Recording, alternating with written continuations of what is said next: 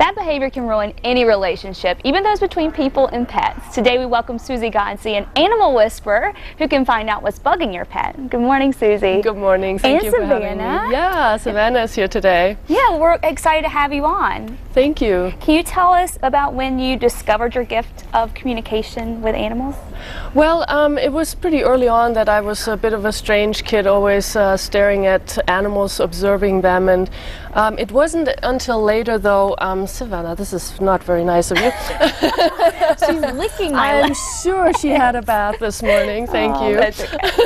I don't mind. So, you know, I basically just started, when I really discovered it, though, was when I met Gary Douglas, and he sort of pointed it out to me. Before that, it was just something I did. How do you discover, how do you know that you were able to communicate with animals? How could you tell? Well, it is almost like you get certain messages and then you tell other people about it and they say, oh yeah, that's what's going on for my animal. So you start to realize that you're actually having a connection there.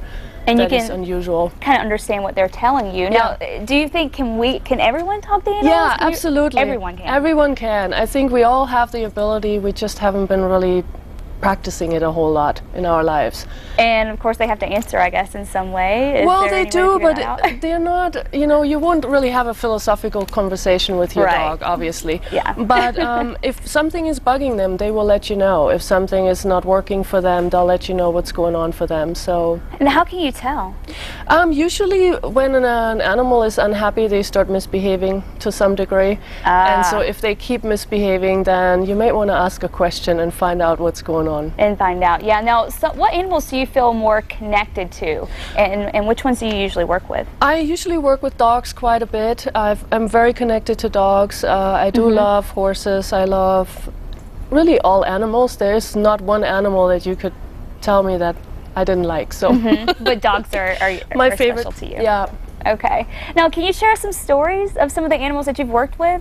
Well, I have a really funny story, actually. This one lady had a dog that was jumping the fence all the time and running away, and she asked me what to do with this dog, and I said, well, he doesn't like his name. And she said, he doesn't like his name. So I said, yeah, he wanted to be a little bit more regal. I forgot what his name was. And so I said, I'm not sure what name, and so a week later she calls me, she said, well, we named him Champ, and now he listens to everything we say. Really? Yeah, and I was as stunned as they were, but he really changed his entire behavior, never jumped the fence ever again, just from changing his name. Wow, so you were able to get that from just talking with him? He didn't like his name at all. Wow. Yeah. Well, that's really good, and this is working and is helping get that better connection with their owners. Now, what about bad behavior? How do you look? What are some of the signs of some of the misbehaviors that you see in?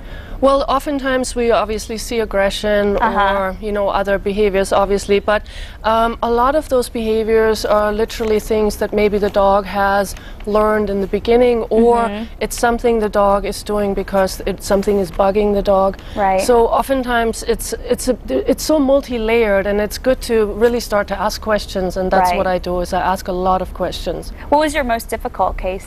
Do you have one? Yeah, I do. I have one, a dog that just kept on biting people's feet, actually. So we're still working on him. And he's been proven to be the one that has multi layers of all kinds of things going on. So. Are you able to figure out why he's biting their feet? Or? Well, it's a bit of a complicated story that involves the owner, which it usually does. It does. Okay. And so relationship issues. Yeah, and we have to also have the owner be willing to change. Right. If the owner isn't willing to change, we might have a problem. Yeah, well, in any couple or friendship, I mean, that's how it works. Exactly. So you say you have a unique approach to traditional dog or animal training. Can you explain that to us? Yeah, I use the tools of access consciousness, which is a set of tools that Gary Douglas came up with about 20 years ago. And he uses it on people to have more ease in their lives, and then discovered that they work on animals. And then when I showed up, he basically said to me, you have to use this on the dogs. And so I started using it, and it's amazing. They respond to it. It's basically clearings that help the energy to change. So anytime you have a problem, there's usually an energetic stuckness somewhere. Right. And with the tools, we can change that, move that out of the way, and all of a sudden there is the space for something new. Yeah, and you're actually going around. The reason why we're having you here this morning is because you're going touring New Mexico and Southern Colorado, offering classes for animal shelters and the pet owners. So let's go ahead and tell everyone a little bit about these classes and get some information on it. Can you tell us? Yeah, we have, actually tonight there's a class coming up in Los Alamos. It's for shelter animals.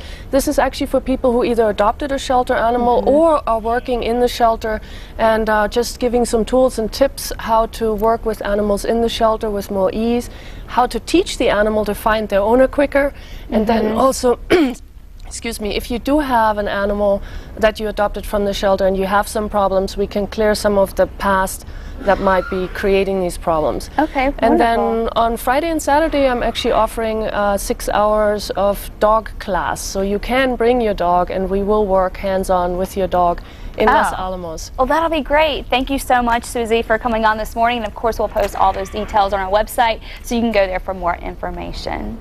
Now, coming up next, you are going to want to stick around for this. We're talking to Paula Abdul live. That's next.